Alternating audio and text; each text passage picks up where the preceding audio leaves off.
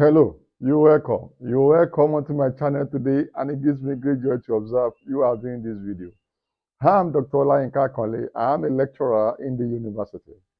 I'm a researcher. On this channel, I do a number of stuff, but all the stuffs I do, you can easily cluster them into four: sociology, research, relationship, and migration.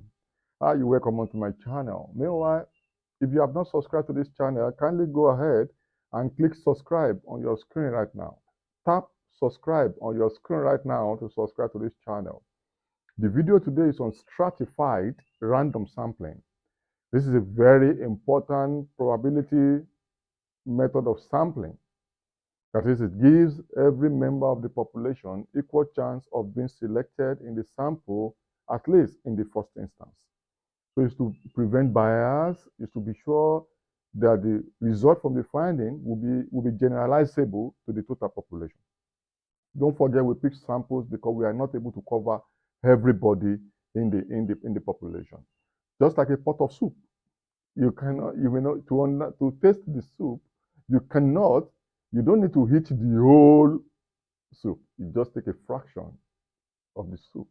But in research, it will be good. The best thing for us is to study everybody in the population. But because of challenges of with resources, logistics, time, income, or funds, it will be impossible. Then in standard sampling, ideally,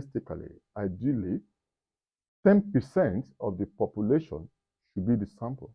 But this can still be too much or too large or not practicable in a very large population. That becomes census. So that would not be practical. So we have to pick a fraction. But in quantitative study, this fraction must be representative. That is, all the elements, the characteristics available in the total population must be included, must be available in the sample before it's considered representative, in probability sampling. And this is very important. And most people don't pay attention to this detail. That's why I'm emphasizing this, for the research to be valid and be reliable. People say I've done sampling. They don't, especially, there's going to be especially simple random. That's another some method of sampling that is abused extensively. There is a video on simple random sampling on this channel. So try to view that video. I will drop that video after this.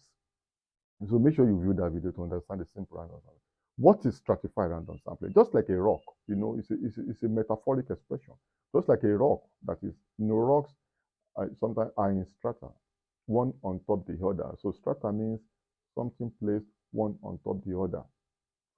So it's a system of selecting samples from the total population based on strata, based on layers, based on subgroups. It means you first divide the total population into subgroups, into layers, into strata, based on shared characteristics. That means you must have known the total population, you must have known the characteristics of the total population. Then to pick your sample, you divide the total population, you break it down, you break the population into strata based on unique, peculiar characteristics from which you will now select. The essence of this is to be sure that the characteristics in the total population are available in your sample. Because if you have, and these characteristics, these subgroups must represent the proportion of their predominance or of their existence in total population. That is, the proportion in total population must be represented in your sample. That if you have more women in the total population, then your sample must have more women. If you have 60% of the population as women, your sample, that means 60% must be women.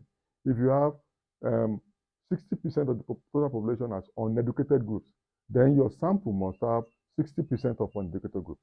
If you have 60% of young people, of people 20 to 40, 60% in the total population, then your sample this same proportion must be represented in the layers, so in the category. So that means you can then stratify your total population based on shared characteristics, based on age, education, based on gender, based on ethnicity, based on class or income, and so on. So these characteristics can form the basis upon which you create strata or layers or subgroups from which you will now begin to pick your sample. The essence of this is to make sure that you don't get confused, so that you don't underrepresent or overrepresent categories in your sample that will not be totally different from the proportion you have in your population. So proportional representation of the population in your sample is why you are stratifying. I hope that makes sense. So you're not going to oversample men, whereas men are not as many in the total population. So this is very important. So you now, once you create this strata, you now randomly select from every layer, from every stratum, from every subgroup in a way that is proportional. And these subgroups you are going to create, this strata, specific stratum must be mutually exclusive. Nobody should be in a stratum and still be in another stratum. So the categories must be essentially mutually exclusive. And this is all the characteristics must be well represented. The only time you can have underrepresentation, disproportionate representation, is in terms of underrepresented categories. So if the category is extremely underrepresented in total population, they need to be underrepresented in your sample. So when do you use, like I said, let me just put this in perspective. When do you now decide to use stratified? That means when you have groups that are, large population, large groups that you are familiar with their characteristics, and you have distinct characteristics in them. They are not essentially homogeneous population. In a heterogeneous population, that's when you then decide to say, okay, I need to stratify first. I need to stratify first so that I can have sufficient insight into what is going on. I can have all the elements included in my sample. So that is, you have to know this. So when you have limited budget, the funds are not so much. You have limited time. You have diverse population. Or maybe the study is also demographically inclined. Maybe you have to capture the social demographics in a way that is, and you must have in a way that is key, and you must have access to the information about the total population for you to be able to stratify it. And you must have access to this population essentially later so that you can do this detailed, thorough sampling processes and collect your data. So you have to follow specific stages. Now, stages number one, you have to identify the problem. What do you want to study? And why are you sure this population is the relevant population for you to get what you want to get in terms of data? Identify the problem, identify the population, then determine the characteristics that are of interest to you based on your objective of research. And also determine your sample size. This is key. You cannot just say, I want to sample 200, I want to sample 1,000. No, there are strategies for us to determine sample size. And we have formulas for this. There are many sampling formulas you can use online. You search them out. I don't want to mention any so that it doesn't appear as if I'm recommending one for you. So you have so many of them. This will help you to determine known population. You have sampling formula for known population and unknown population. So you have to essentially get this sample to determine your sample size. It can't be based on your random thinking, my knowledge. I think 200 will be enough. I think 10,000 will be enough. No, you must scientifically determine your sample size through formula. And you might now, divide the population to strata based on shared characteristics. Then you can now draw your sample from them, from this strata, stratum by stratum. So you now draw from this, you now drop your samples methodically, randomly, not in haphazard manner, not in biased manner. So that takes me to the advantages of stratified random sampling.